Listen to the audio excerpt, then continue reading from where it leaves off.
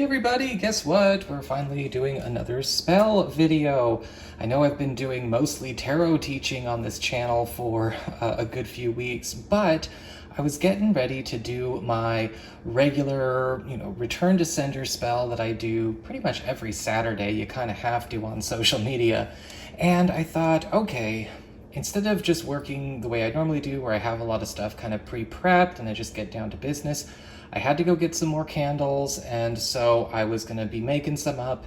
And I've also got one I'm doing for another person on behalf of them, And so I figured I would just walk you through my process here. Return to senders, as it sounds, yes, you are sending energy back to where it came from in order to send negative energy, curses, hexes, psychic attacks, gossip, confusion, lies, lack, whatever. There are all kinds of different ways to do a return to sender, and I'm going to show you mine because, believe me, it works. And for those of you who might not necessarily agree with that or have some questions about the ethics of it, stay tuned because I will be following this up and talking a bit more about things like karma, backlash, return to sender, and spiritual combat and psychic combat and all of that. So if you are ready for that kind of talk, stay tuned. So when it comes to doing return to senders, the traditional method, of course, is to always employ some kind of mirror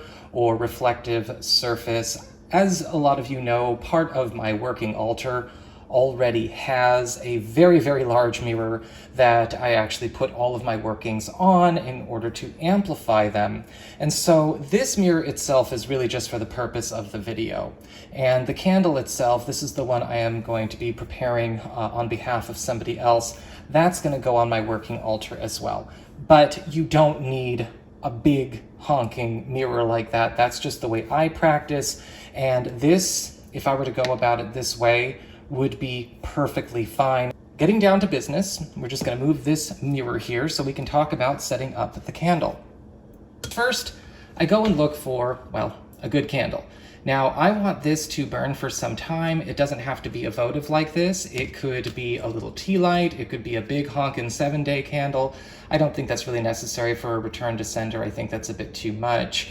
You're gonna it's a waste of a candle, honestly. Or you could use a taper. Color-wise, I recommend black, red, or white. I would have liked to have some black or red votives when I was out grabbing candles, but these were the ones that they had, and white is perfectly acceptable in this situation. White, of course, is a universal substitute, even for spiritual combat. I like to write a lot on my return to senders. And if I know I'm going to be writing a lot on a candle, sometimes I will just opt to use a jar candle and write on it with a Sharpie, as I have. Some people prefer to carve, and there are certain things where I definitely would prefer to just kind of carve into the candle. And so, you go with what you want to do, what's readily available, and what you can make happen. But I like to write a lot on these, as you can see. And we're going to talk about that first. A lot of the times when you look at a return to sender candle, it might just say return to sender. I like to phrase it in more of a present/past tense. And that way it's kind of getting the energy going, right? As above, so below. So instead of saying return to sender, I say reversed upon senders now. And as you can see, side by side of my main intention, right? I've got a few runes scribed in here, and I've got more which we'll break down. First off, I've got the tear rune at the very top, and down here, and down here, and way up here. The tear rune is a rune of protection, it's a rune of combat, but it is also a rune of justice, equivalent exchange, and fairness. The reason I think return to senders are fair game is because they never violate equivalent exchange. They send energy back to where it belongs, where it came from, and only as much as was sent. No more, and not to the wrong target. And that is a huge deal when it comes to spiritual backlash, or what people might call karmic backlash. If you are dumping negativity towards people or into places or into situations that are the wrong sources, the wrong targets, it's not an equivalent exchange, and you're doing it too much, That's where the backlash comes in. And it doesn't involve just magic. That can also be anything that you're doing to anyone, anywhere. So fairness is really important. Got, of course, the Hail rune, which is all about disruption, banishing, right? Very much a stormy, forcible, clearing rune, and also one that can bring, well, damage if it needs to do damage. But it is one for banishing and removing negativity. Got the Thorn rune, right here, here and here. And that is a rune of protection. It is also a repellent and also repels the unwanted. And then we've also got, you see that there, the Soilo rune, the Sun rune. And that is to, of course, propel and amplify the spell, make sure the energy moves fast, gets going right away, and also cleans up the space that all of this negativity is leaving from. Beside the main intention, I've also written down what is going back to the senders, right? And I have them written going up. Now, everyone's going to have a different style and a different opinion on this. And again, if you get 10 different practitioners in a room, you're going to get 10 different answers. So everyone work with the style you know works when you do the work. I like to write it going up because it's like it's going up and away and getting up and out, following the flame and going where it needs to go. So what is getting reversed upon senders? Well, curses, maladies, lack, and loss, gossip, traps, confusion, and blocks. And it rhymes. It's kind of nice. So these are all the things that are getting reversed upon their senders now, wherever they came from. It doesn't matter. It could be people that are around or people even online at a distance. It doesn't matter, right? Time and space don't matter to magic.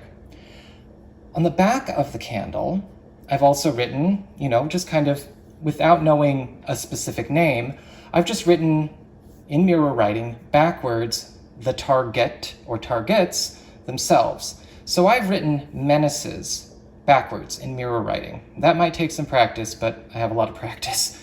And so basically, this is going to return to sender any curses, maladies, lack, and loss, gossip, traps, confusion, and blocks that would be coming from anyone who is truly a menace to whoever this candle is burning on behalf of, whether it's me or someone I'm doing it for to protect. I've also added more runes, of course. We've got the Tyr rune, we've got the Hail rune, the Thorn rune, Soilo, the Sun rune, and I've also added Nid and Isa. Nid is all about closing things up. It is a rune of sealing. It is also a rune of emptiness. It is a rune of loss and lack.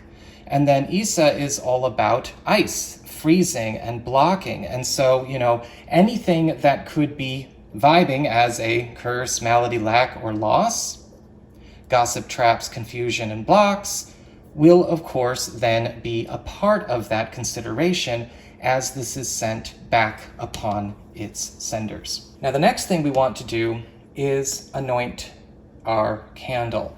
So I've actually got my return to sender oil here, and this is one that I've charged and blessed and made myself. And it's just a blend of red chili oil, and I also added some red chili flakes. It's got clove, black pepper oil, as well as lemon and eucalyptus oil. And that is something that, you can find all of those ingredients relatively easily. If you would prefer to simply work with an oil and then use dry ingredients to cover your bases, that's perfectly fine. Or you could just use maybe a garlic oil or a pistachio oil or olive oil and then dust the top of your candle with a good chili powder. One other ingredient that I like to add a bit of thyme, right? Thyme, the thyme herb. So I've got actually a few drops of that in this oil. The reason I like to do that is because thyme is used in a lot of truth spells. And this way you can send it back to its true source, right? We don't want to accidentally shoot the messenger because that's where the karmic backlash comes in, right? If people flip out or they psychically attack or emotionally or spiritually or energetically attack messengers, then we're not going to get to where the true source of the problem is. And that can happen sometimes with return to senders, people who do magic on behalf of other people. often find themselves in situations where they're kind of attacking the delivery guy or the delivery gal. And I like to jump over the delivery guy or the delivery gal and go for the person or persons or whoever that actually commissioned the work if they didn't cast it themselves, but making sure it goes back to its true source. So I've got thyme oil in here, or you can use dry thyme as you add it to the sprinkling of your candle.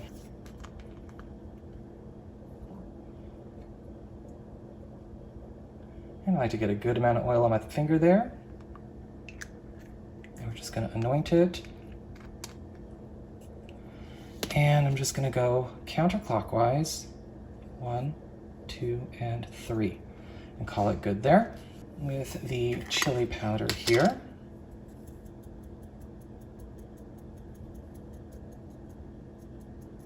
Okay. Looks like we got some clumps in there, so let's get that distributed a bit more evenly. And sometimes they clump because, you know, this one's organic, so it doesn't have like the anti-clumping stuff in it. You don't want to overload your candle or else it's not going to burn right.